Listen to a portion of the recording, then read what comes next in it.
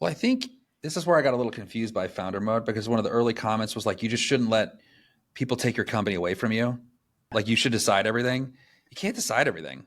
Yeah. And senior people, like they Yeah. want to Even run a, things too. yeah. You're not going to get a senior person to just tee up everything for you. And so that's where I got really frustrated by the way it was spilling out because that couldn't be what you meant is that you decide everything.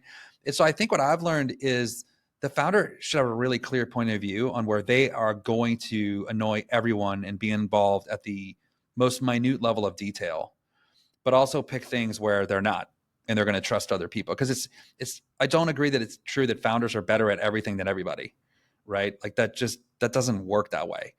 But they do have a different level of insight into what the company is supposed to become. And so you usually see them play. This has certainly been my experience with Nero coming back. The two biggest areas are the product and the company itself. Like the product and the culture is, I think, where the founder should like really cling, keep their involvement heavy. I remember even Google and at Yahoo, again, 10,000 plus people, 80,000 plus people at one point. Google was famous. Like Larry Page would approve every offer. We're hiring 1,000 people a week, like nothing could be approved without his review. Marissa did the same thing at Yahoo because hiring was something he can. Now, that doesn't mean every founder should pick that should be the thing that they pick. But I think they have to be really clear to the company, I'm going to be involved in this thing all the way to the ground. And that's just the deal. But if you try to do that for everything at scale, I think you're gonna clog up the system. It's gonna be too bottlenecked. I love this conversation.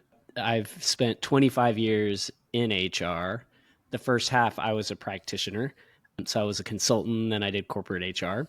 And then the back half of my career, I've been an entrepreneur, always targeting HR. And so I feel like I'm a founder just as much as I am an HR practitioner. So it's a weird existence. But the when you walk through the framework from the founder's mentality, the one that jumped out at me was the owner's mindset. And I don't know why I'm sitting here trying to figure out why that's the one.